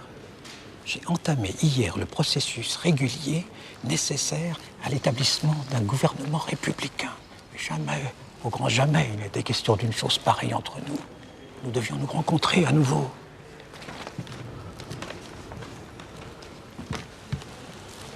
C'est inadmissible. C'est inconcevable. Comment un si grand homme peut-il commettre une telle incorrection? Il s'agit de... J'hésite à le dire, mais oui, j'ose. Il s'agit d'un mensonge, Michel. Le général de Gaulle ment. C'est très grave, cela. Je vais être contraint de le désavouer. Je crains qu'il ne soit trop tard, Président. Pierre Pfimelin n'était pas taillé pour ce genre d'adversaire. Dans la nuit qui suivit, il s'en alla présenter à l'Élysée sa démission au président Coty. Le général, assuré d'obtenir l'investiture de l'Assemblée nationale, acceptait enfin de rencontrer le président de la République.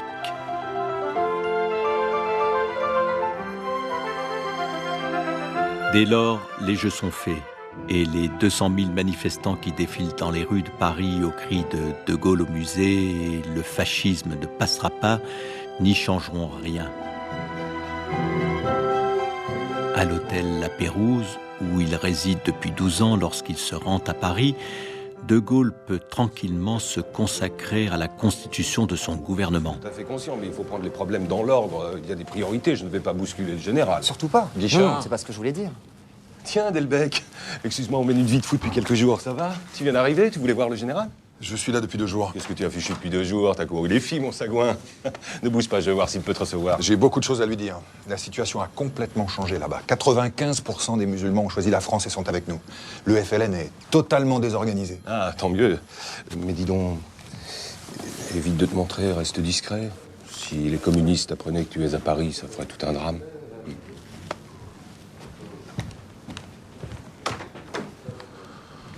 Léon.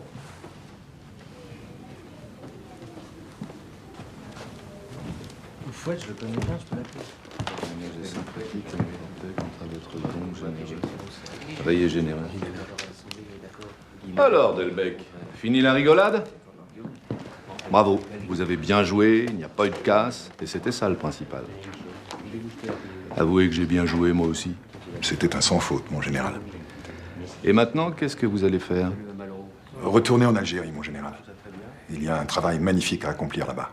Les comités de salut public sont le creuset de la fraternisation. L'armée joue le jeu. C'est une nouvelle chance pour la France. Une nouvelle chance pour la France? De quoi vous mêlez-vous, Delbecq? Qu'il vous suffise d'avoir fait ce qu'il convenait de faire, au moment où certaines choses devaient être faites. Tout doit rentrer dans l'ordre à présent. La France a un gouvernement, que chacun vaque à ses occupations. Au revoir, Delbecq. Le retour à la vie civile n'est jamais bien folichon. Mais on s'y fait, croyez-moi. J'en sors. Comme prévu, l'Assemblée nationale, à une écrasante majorité, accorde sa confiance au gouvernement du général de Gaulle et lui octroie les pleins pouvoirs pour 6 mois. C'est investi d'une autorité quasi absolue que Charles de Gaulle débarque à Alger le 4 juin 1958 pour un voyage décisif. Massé sur le trajet entre l'aéroport et la ville, une foule innombrable lui fait un accueil triomphal. Vers 19h, De Gaulle se rend sur le forum pour y prononcer un discours resté mémorable. Quelques années plus tard, le général, dans ses mémoires d'espoir, livrera un commentaire lucide pour les uns, cynique pour les autres, des instants qui vont suivre. Quand j'apparais au balcon du gouvernement général, écrira-t-il, un déferlement inouï de vivaces soulève l'énorme foule qui est rassemblée sur la place. Alors, en quelques minutes, je lui jette les mots apparemment spontanés dans la forme, mais au fond bien calculés, dont je veux qu'elle s'enthousiasme sans qu'il m'emporte plus loin que je n'ai résolu d'aller. Je vous ai compris.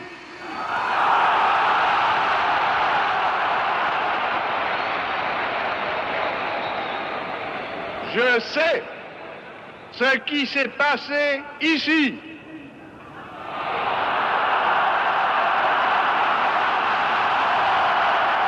Je vois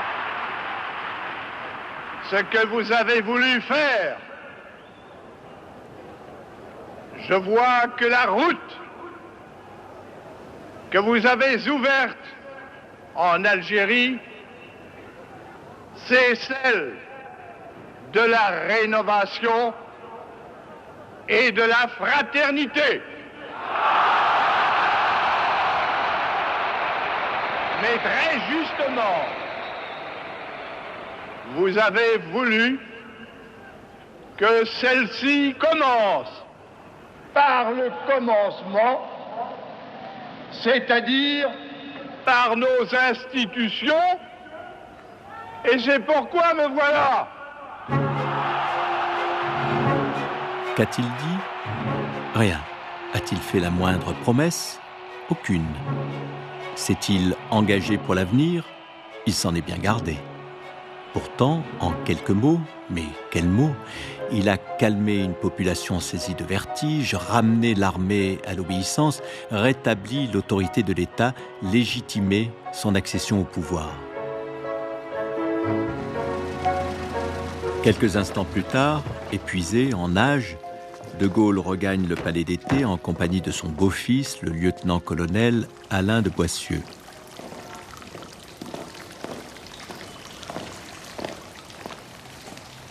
Retirez votre vareuse, mon père. Elle est trempée, vous allez prendre mal. Oui.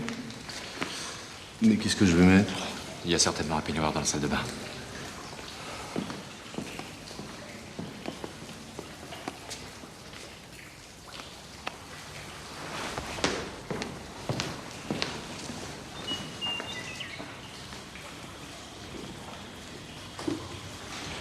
Je boirais bien quelque chose. Bien sûr. Quelque chose de frais? Non. Un petit whisky. Une fois n'est pas coutume. Entendu. Un petit whisky.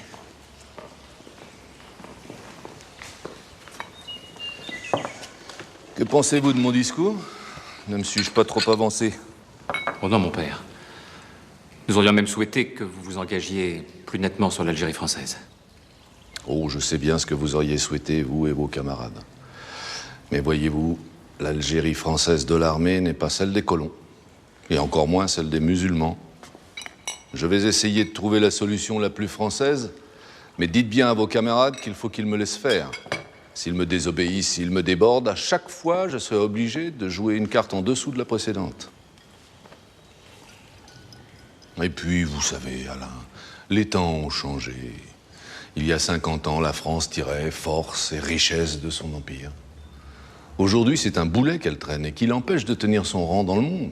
Tout de même, mon père, nous n'allons pas laisser tomber ainsi des peuples qui nous ont fait confiance et vis-à-vis desquels nous avons pris des engagements solennels. Alain, ne rêvez pas. La mission civilisatrice de la France, l'empire sur lequel le soleil ne se couche jamais. La paix à l'ombre du drapeau. Pensez-vous que je n'y ai jamais cru, moi aussi? Mais quoi? La France a-t-elle encore les moyens d'ouvrir une école à Douala, un dispensaire à Tananarive et un marché couvert à Mostaganem, alors qu'elle a d'énormes dépenses à consentir pour ses propres besoins? La puissance aujourd'hui, ce n'est pas 4 cailloux ici et 3 autres là-bas. La puissance, ce sont des milliers de kilomètres d'autoroutes, des millions de lignes téléphoniques, des trains plus rapides, des avions plus nombreux, des usines plus modernes, des universités, des laboratoires, des chercheurs. Voulez-vous que je vous dise? Nos anticolonialistes se fichent le doigt dans l'œil jusqu'au coude. La France n'accordera pas l'indépendance au peuple anciennement colonisé par bonté d'âme ou je ne sais quelle tocade idéologique. Elle l'accordera par égoïsme. J'en serai le premier désolé, mais c'est ainsi.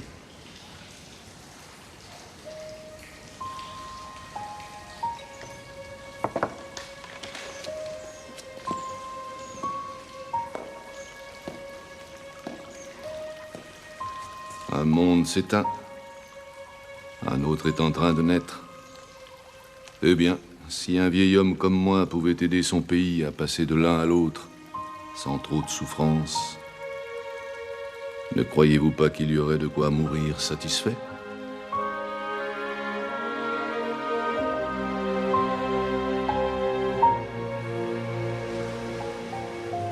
Je me souviens, c'était en 1969, De Gaulle avait démissionné quelques semaines plus tôt, après 10 ans passés à la tête de son pays. Il avait un contrat avec la France, avait-il dit à Malraux. Ce contrat avait été rompu, il était parti. Oui, je me souviens de ces images un peu tremblées. J'avais 21 ans et je venais d'arriver à Paris pour y achever mes études. Mon père, que j'avais perdu lorsque j'étais enfant, vénérait De Gaulle. Ma mère, elle, s'en fichait un peu, De Gaulle ou un autre. Quant à moi qui avais connu la fièvre de mai 68, je trouvais que ce vieux bonhomme avait largement fait son temps. Pourtant, le soir où j'ai appris sa mort, j'ai dit « merde ». Et j'avais l'air tellement malheureux que ma copine de l'époque s'est fichue de moi. « Qu'est-ce que ça peut te faire ?» m'a-t-elle dit. Et moi, pauvre idiot, je ne savais quoi répondre. La seule chose que j'arrivais à lui dire, c'était « De Gaulle, tu te rends compte? De Gaulle est mort. Ça alors ?» Je me souviens, le lendemain, ou peut-être le jour suivant, je ne sais plus, il y a eu une messe à Notre-Dame de Paris et des chefs d'État du monde entier étaient là.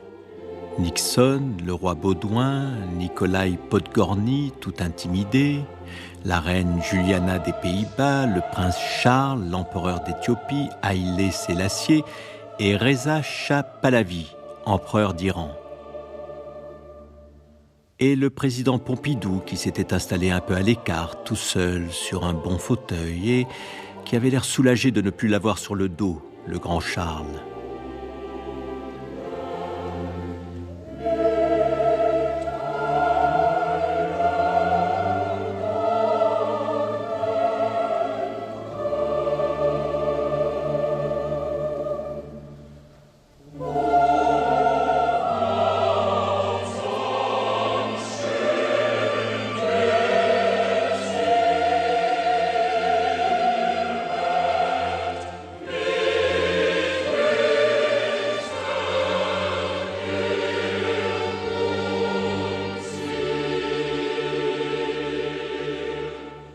Et je me souviens qu'à Colombey, on enterra le général dans une tombe toute blanche dans laquelle l'attendait sa fille Anne, le tout petit, morte à 20 ans, simple d'esprit, comme on disait à l'époque.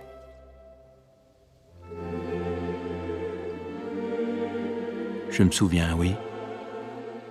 Je me souviens.